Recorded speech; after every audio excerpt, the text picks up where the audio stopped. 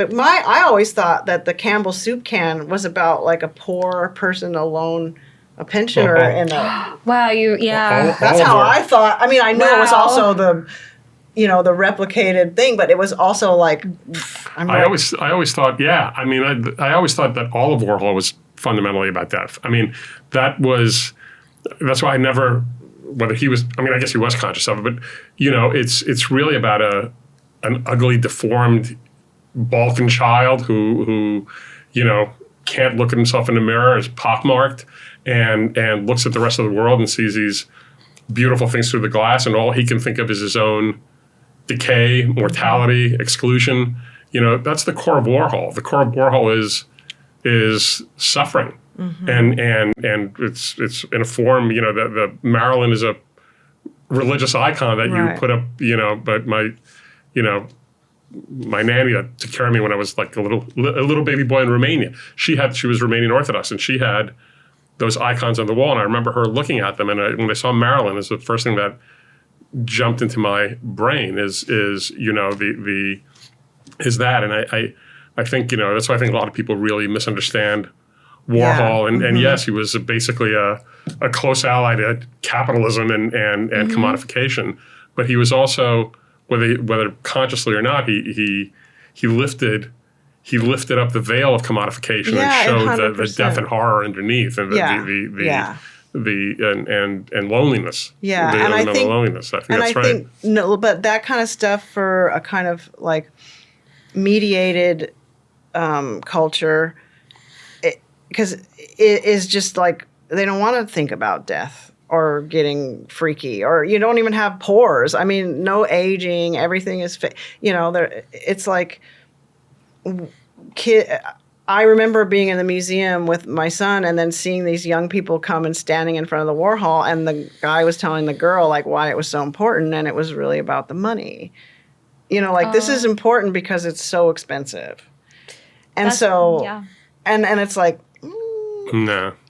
But we do have that, and because we don't teach art as an aesthetic experience, as something that has to do with the human mind, we teach it about style, and that people aren't even, they don't want the death and the sadness. Do you know? They don't want. They don't know that. They need it. Right, but then maybe it's also because when you see your father pass to the other side, and you see like, oh my God, that hard drive. He had so much stuff in his mind. He was like a encyclopedia, wasn't more than an encyclopedia. He was incredibly like knowledgeable about everything.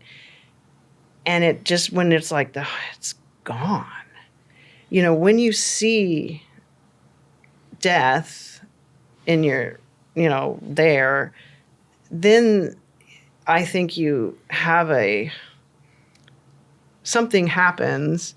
It's an important rite of passage to then understand what life is, and I think that our culture is not death. We hide death. We send our parents to the place or whatever. We're not really dealing with the decay and the loss and the kind of, also the beauty, because when my dad, sorry to get like morbid or whatever, but this is what made, when my dad was dying, he was like trying to like, he was doing this thing where he was like reaching on the like, we were in the house and he had the bed with the thing, and he was like reaching on it. Like he was trying to get up and get out. And he kept doing it. And me and my sister were like, waves. There were these waves. And it got slower and slower. And it was so beautiful. Yeah. And it's like, we're all going to die. Like that's just the game. There's no way out of that. And that is what Emily Dickinson was so beautifully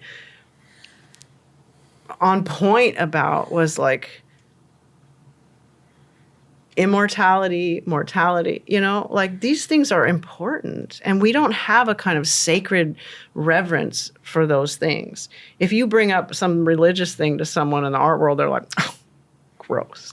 That's the origin of everything. I know. That's where it is. That's the very first art. That's why we did it. Because we were seeking something that was not transcendent. Right. Exactly. They forgot the point. Well, I hate it so much. And to bring it back in a way to where we started the conversation, I mean, a large part of what this whole technological optimism is really about overcoming death. I mean, a lot of these guys, if you read, if you read a lot of this stuff and nauseating as most of it is, like Mark Andreessen and stuff like that, a lot of it is, they're completely convinced that within their lifetime, there's going to be a cure for death as though it's a disease, and that they're going to find a way to, and it's all about immortality. Elon Musk is, it's going to be Mars, and we're all going to, and we're going to put our brains into a robot, and that'll live forever and stuff like that. It's so much of technology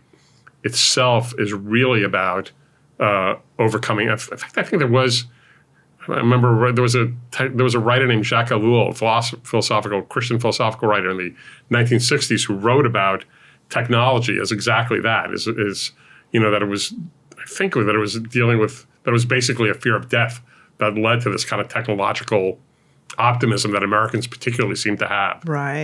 Interesting. I don't know if I'm remembering the right guy or not, but I think it's related. I think all these machines and all this clean plastic and all the whole aesthetic of it and shiny Macs and everything it's an aesthetic against decay. Yeah. And But what we got was an estrangement.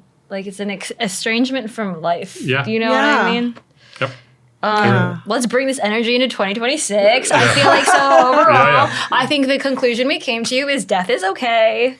Yeah. We got to look at it sometimes. We got to check in with like life and death because we've been going too long without it, I think. And that I think things will be good because they are bad.